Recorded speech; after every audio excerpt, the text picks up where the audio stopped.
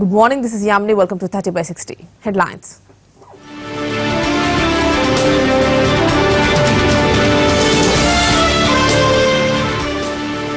ఘనంగా ప్రారంభమైన క్రిస్మస్ వేడుకలు వెలుగు జిరుగుల్లో చర్చ్లు ప్రత్యేక ప్రార్థనలు. ఏటీఎంలు బ్యాంకుల్లో ఇంకా తగ్గని రద్దీ. నల్ల కుబేర్ల ఇళ్లలో కొనసాగుతోన్న ఐటీ దాడులు. వారాంతంలో రెచ్చిపోతోన్న యువత. బైక్ రేసింగ్లకు పాల్పడుతున్న వారి అరెస్ట్. మేనిఫెస్టోలో హామీల అమలుపై టీడీపీ ఫోకస్. గృహాలు నిరుద్యోగ భృతిపై త్వరలో పాలసీ డెసిషన్. గడ్డకట్టే చలికి తోడు దట్టమైన పొగమంచు. దేశవ్యాప్తంగా కనిష్ట ఉష్ణోగ్రతలు నమోదు. ముందుగా హ్యాపీ క్రిస్మస్. ఇక డీటెయిల్స్ చూద్దాం. ప్రపంచ వ్యాప్తంగా క్రిస్మస్ సంబరాలు ఘనంగా జరుగుతున్నాయి. చర్చ్లన్నీ రకరకాల విద్యుత్ దీపాల అలంకరణలతో వెలిగిపోతున్నాయి. అర్ధరాత్రి జెరూసలేం, లండన్, బ్రిటన్లలోని చర్చ్లకు క్రైస్తవులు ప్రత్యేక ప్రార్థనలు చేశారు. తెలుగు రాష్ట్రాల్లో కూడా క్రిస్మస్ సంబరాలు అంబరానంటాయి. హైదరాబాద్, మెదక్, నల్గొండ, విజయవాడ, విశాఖల్లోని పలు చర్చ్లలో ప్రత్యేక ప్రార్థనలు జరిగాయి.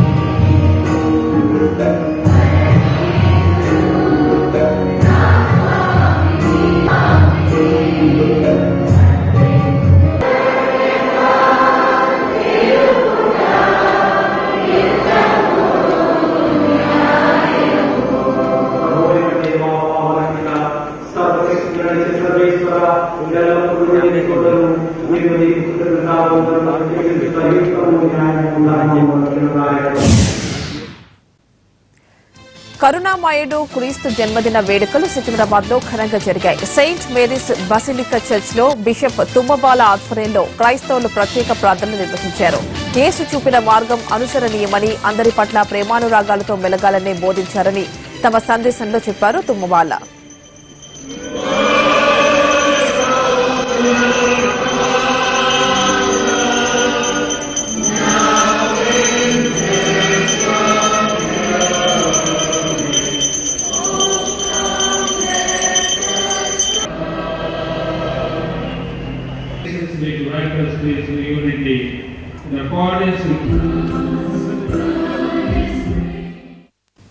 మెదక్ చర్చ్ లో క్రిస్మస్ సంబరాలు ఘనంగా జరుగుతున్నాయి. అక్కడి నుంచి లేటెస్ట్ అప్డేట్స్ మా ప్రతినిధి రవిచంద్ర అందిస్తారు. రవిచంద్ర, అక్కడ ఎలా ఉన్నాయి సెలబ్రేషన్స్?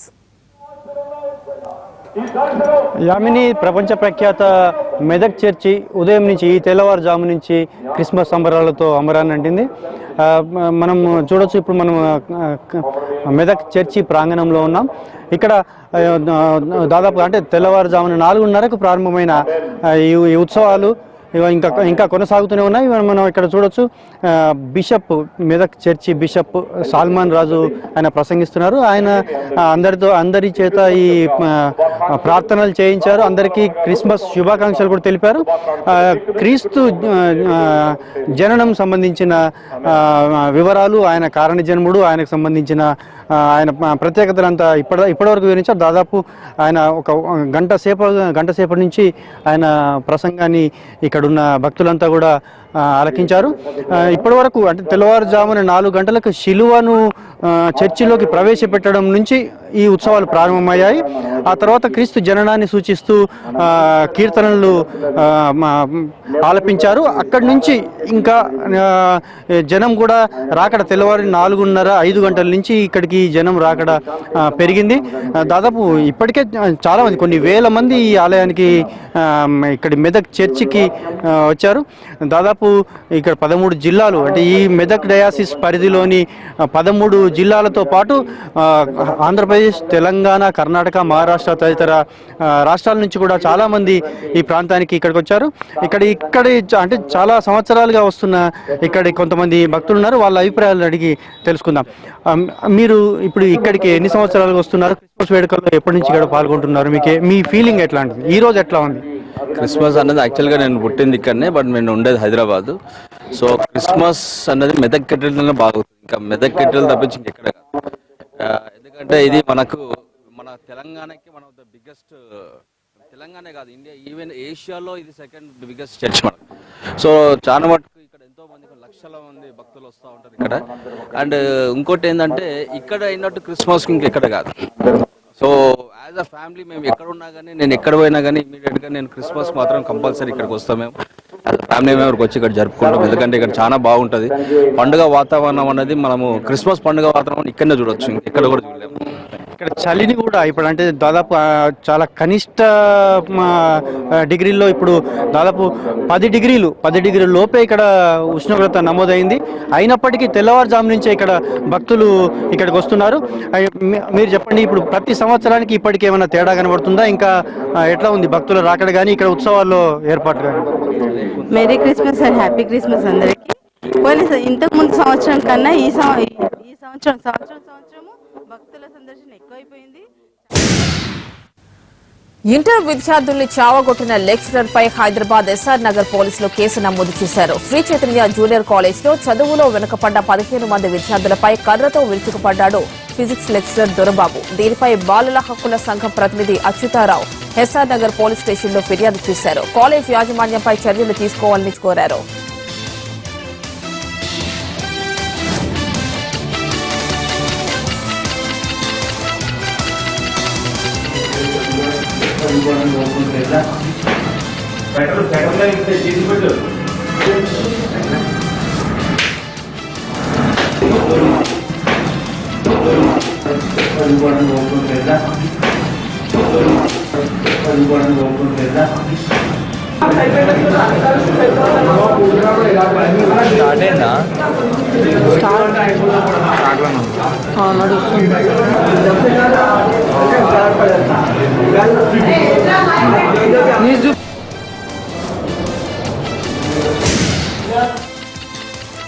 గుంటూరు గొడవ టీడీపీలో కలకలం రేపుతోంది. జెడ్పీ చైర్పర్సన్ జానీమోన్ కు ముస్లిం సంఘాలు అండగా నిలిచాయి. ఆమెను ఇబ్బంది పెట్టిన మంత్రి రావెల కిషోర్ బాబుపై చర్యలు తీసుకోవాలంటూ ర్యాలీ తీశాయి. రావెలపై చర్యలు తీసుకోకపోతే తమ ఆందోళన తీవ్రతరం చేస్తామని హెచ్చరించారు. మరోవైపు పత్తిపాడులో టీడీపీ నేతలు మీడియా సమావేశం ఏర్పాటు చేశారు. జానీమోన్ భర్తపై ఆరోపణలు సంధించారు. అతని వల్ల టీడీపీకి చెడ్డ పేరు వస్తోందన్నారు.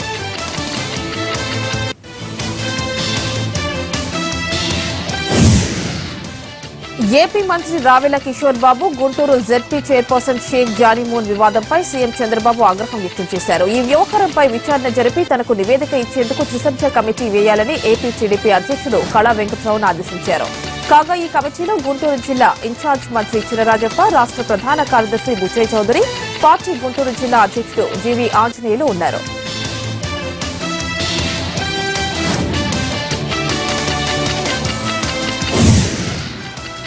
చిన్న బ్రేక్ తీసుకుందాం. Stay tuned.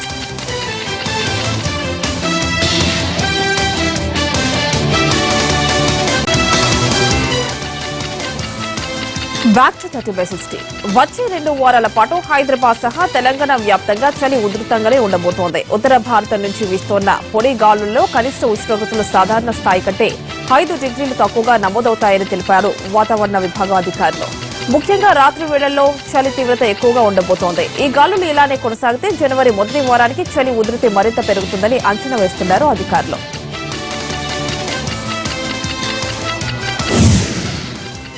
హైదరాబాద్ పాత బస్తీలోని కామటిపురంలో ఈ నెల 20న అనాథాశ్రమం నుంచి అదృశ్యమైన 3 బాలికల ఆచూకీ లభ్యమైంది. బండ్లగూడు మహమ్మద్ నగర్ లో బాలికలు ఉన్నట్లు పోలీసులు గుర్తించారు. వెంటనే అక్కడకు చేరుకున్న పోలీసులు వారిని అదుపులోకి తీసుకుని సురక్షితంగా అక్షర హోమ్ కు తరలించారు.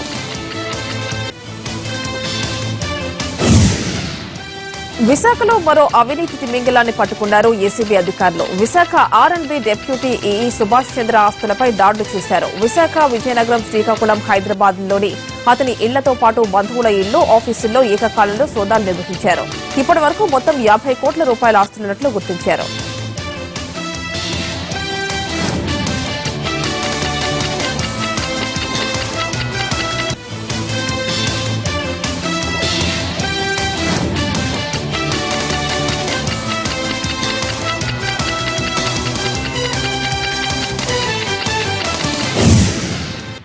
వారాంతంలో అర్ధరాత్రి వేళ బైక్లు, కార్ల రేసింగ్లతో భీభత్సం సృష్టిస్తోన్న వారిపై దాడులు నిర్వహించారు పోలీసులు. Hyderabad Jubilee Hills check post, K B R park పరిసర ప్రాంతాల్లో అతి వేగంతో దూసుకువెళ్లే వాహనాలను నిలిపివేశారు. పంజగుట్ట పీవీఆర్ షాపింగ్ మాల్ యజమాని కుమారుడు వంశ్ గుప్తా కార్ ని సీజ్ చేశారు. కేసు నమోదు చేశారు. మొత్తం 8 బైక్లు, 2 కార్లను సీజ్ చేశారు ట్రాఫిక్ పోలీసులు.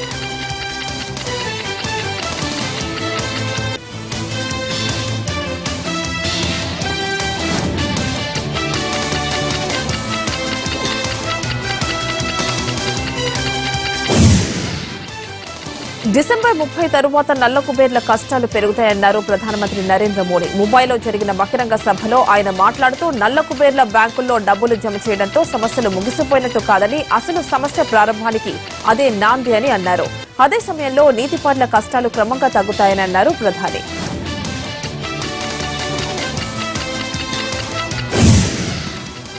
ప్రధాని నరేంద్ర మోడీపై మరోసారి విరుచుకుపడ్డారు రాహుల్. ప్రభుత్వ విధానాల వల్ల దేశంలో కేవలం 1% మందికే ప్రయోజనం కలిగిందన్నారు. పెద్ద నోట్ల రద్దు సామాన్యుల్ని కష్టాల్లోకి నెట్టిందన్నారు రాహుల్. మోడీ దేశాన్ని 2 ముక్కలు చేశారని, ఒకవైపు సంపన్నులుంటే మరోవైపు పేదలు, మధ్యతరగతి వారు ఉన్నారని అన్నారు. ప్రభుత్వం పేదల నుంచి డబ్బు తీసుకుని పెద్దలకు పెడుతోందని విమర్శించారు రాహుల్ గాంధీ.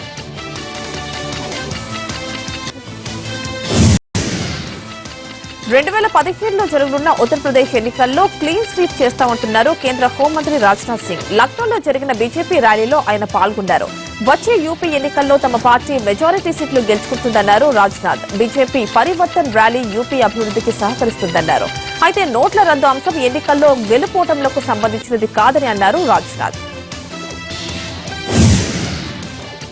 ఉత్తర కొరియా తన ఆయుధ సంపత్తిని పెంచుకుంటూ పోతుంటే దక్షిణ కొరియా గగ్గోలు పెడుతూ వస్తోంది. తాజాగా ఉత్తర కొరియా మరో అణు పరీక్షకు సిద్దమవుతోందని అంటోంది దక్షిణ కొరియా.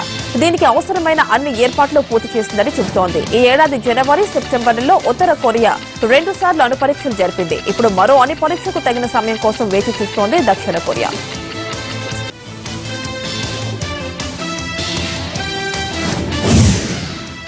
అమీర్ ఖాన్ నటించిన దంగల్ సినిమా కాసుల వర్షం కురిపిస్తోంది. ఈ సినిమాతో బాలీవుడ్ లో మరోసారి తన సత్తా ఏంటో నిరూపించుకుంటున్నాడు అమీర్.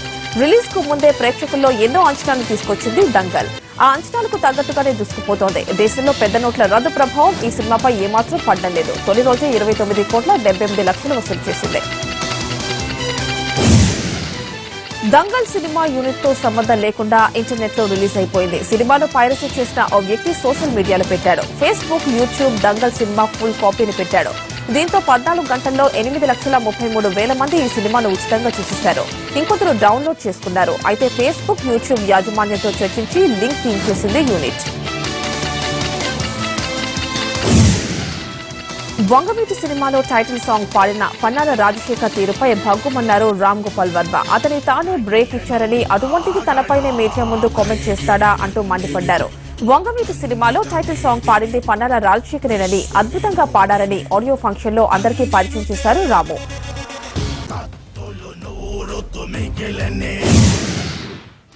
క్రిస్మస్ సందర్భంగా హాలీవుడ్ లో విడుదలైన ప్యాసింజర్ సినిమాలో మానవత్వం గురించి చర్చించామని ప్రధాన పాత్రలు పోషించిన జెన్నిఫర్ లారెన్స్, క్రిస్ ప్రాట్ తెలిపారు. ఈ సినిమాలో వర్ణ వివక్ష గురించి చర్చించామని, రంగులను బట్టి మనుషులను వర్గీకరించడం మనం నేర్చుకున్నామని, రంగును మినహాయిస్తే మిగిలిందంతా ఒకటేనన్న విషయాన్ని మర్చిపోతున్నామని తెలిపారు.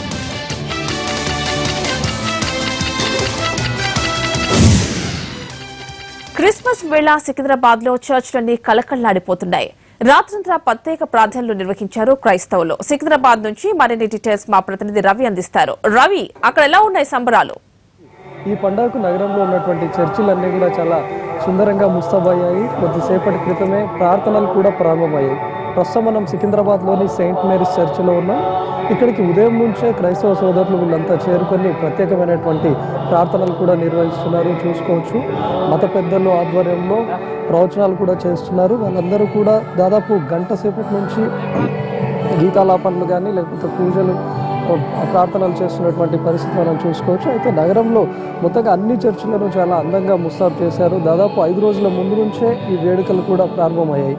ప్రతి ఒక్కరు కూడా తమ ఇంటి దగ్గర క్రిస్మస్ ట్రీలను ఏర్పాటు చేసుకోవడం, ఆ తర్వాత స్టార్లను ఏర్పాటు చేసుకోవడం, ఇంటి వద్ద నిత్యం ప్రార్థనలు నిర్వహించడం కూడా మనం చూసాం. ఈరోజు ఉదయం నుంచే అన్ని చర్చిల్లో కూడా ఈ ప్రార్థనలు మొదలయ్యాయి. మరి కాసేపట్లో మరికొంత ఎక్కువ సంఖ్యలో కూడా ఇక్కడికి చేరుకునే అవకాశం ఉంటుంది. సిటీలో ఉన్నటువంటి చర్చిలోనే సెయింట్ మేరీస్కి ఒక ప్రత్యేకత ఉందని చెప్పుకోవచ్చు. ముఖ్యంగా ఇక్కడ తమిళనాడుకు సంబంధించినటువంటి వాళ్ళు ఎక్కువ స్థాయిలో ఇక్కడికి వస్తూ ఉంటారు. ప్రస్తుతం ప్రార్థనలు కూడా తమిళ్లోనే జరుగుతున్నాయి. వీళ్ళంతా దాదాపు గంట పైనుంచి కూడా ప్రార్థనలు నిర్వహిస్తూ ఉన్నారు. ఈరోజు ప్రముఖంగా యేసయ్య జన్మదినం సందర్భంగా నిర్వహించుకునేటటువంటి ఈ పండుగ రోజు ప్రతి ఒక్కరు చాలా గ్రాండ్గా సెలబ్రేట్ చేసుకునేందుకు ముస్తాబయ్యారు. వీళ్ళంతా ఇక్కడికి చేరుకొని ప్రార్థనల కోసం వచ్చారు. Hi, happy Christmas. How you are celebrating?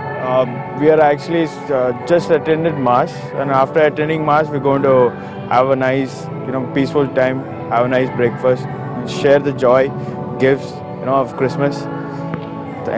And I'm from Hyderabad, basically, born and brought up. Christmas is a time of peace and joy, where we wish each other, exchange clothes, gifts, and basically we have a nice time.